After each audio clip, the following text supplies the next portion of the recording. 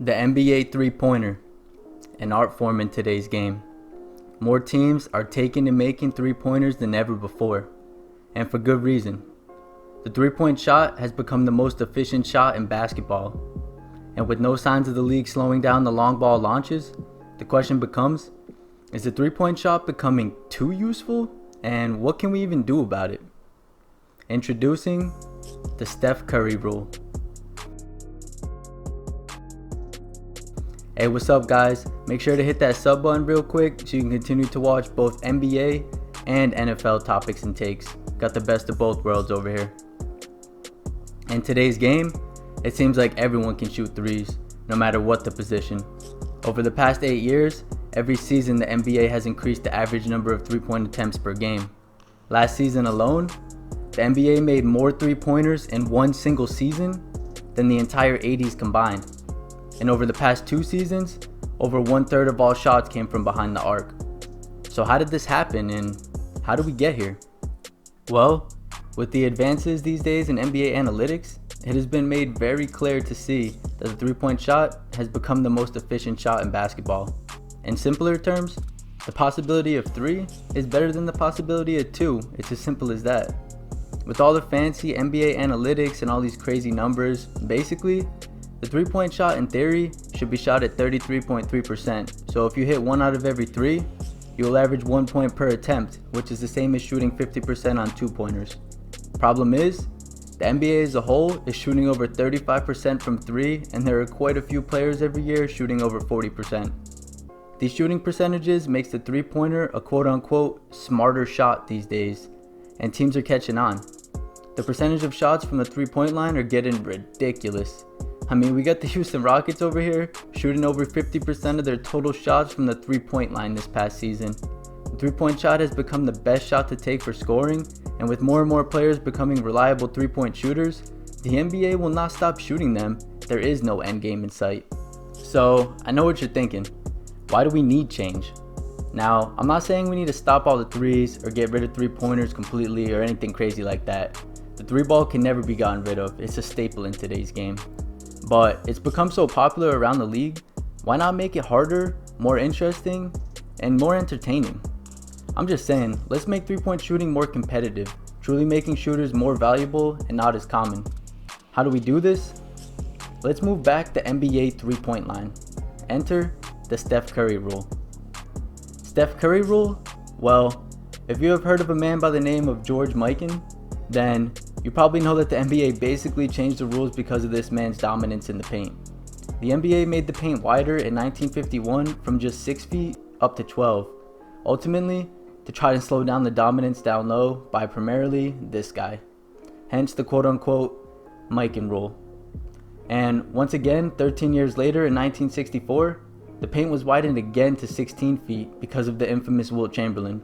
So, it's not crazy to think that the NBA would alter the court's appearance again, this time, to try and slow down the dominance of shooters like Steph Curry, among others, who just make three-pointers look a little bit too easy to be worth 3 whole points. Moving the three-point line though, still sounds a little wild, right? Well, that's what they said when the first NBA three-point line was introduced to the NBA in 1979. NBA players and coaches hated the idea and said it was crazy. And look where we are today. Every kid these days is growing up wanting to be a three-point sniper, no matter how tall.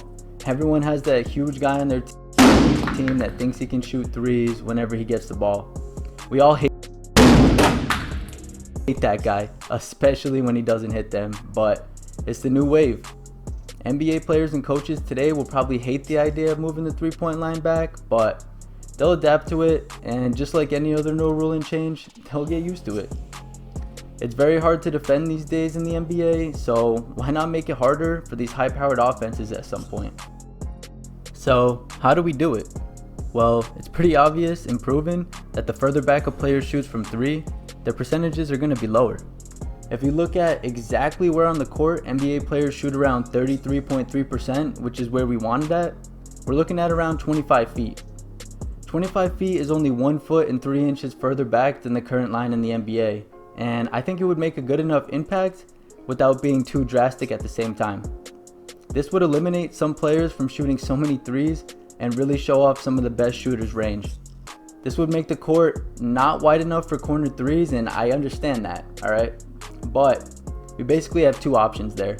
We can either widen the court or eliminate the corner three, and honestly, I'm down with getting rid of the corner three. I'm tired of just watching players spot up in the corner and just sit there possession after possession with no movement. The league is too ISO friendly these days, and we need more movement on all parts of the floor, and I think getting rid of the corner three would be a good move to start that. The corner three is just too easy of a shot for NBA players in today's game, and who knows, maybe the paint would even get a little more exciting. Either way, three-pointers need to be more valued, and in today's game, they're just a given.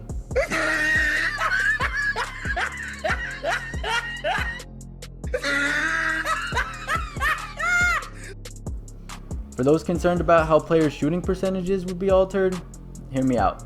Moving the line back would not affect great shooters like Curry, Dame, and others. They shoot way behind the line anyways.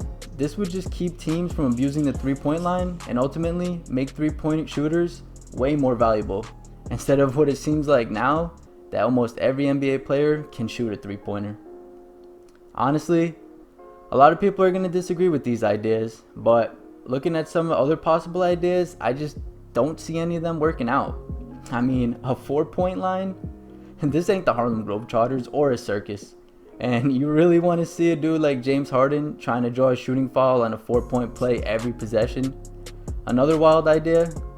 Letting each home team build their own court how they want. Ultimately, like how MLB teams build their stadiums and decide how far their outfield walls are going to be. I think this would be pretty crazy and entertaining and wild to see. Having teams have to adjust on a nightly basis to each court they play on, but to me, the idea is a little too far-fetched and I could see it getting out of hand. I mean, think about it, like if a post-dominant team didn't have a line at all, or like the Warriors or Rockets, they made their line extremely far away because they're good shooters, or most likely extremely short, so they could just basically be shooting mid-range jumpers worth 3 points every home game. I just think it could get a little out of control, and we don't want the NBA to start looking like pickup games anymore. Moving the three-point line back is the best option in my opinion, and I hope the league agrees too. Well, for now, all we can do is just sit back and wait. This year's college basketball season will be a good test for the idea, and I think the NCAA moving the line back will shed some more light on the concept. As for the NBA, for now, we're just going to have to watch the long ball keep flying from all players every night, and wait until the league has had enough of watching a single team shoot 70 threes in one night. Until then, let the three-ball era live on.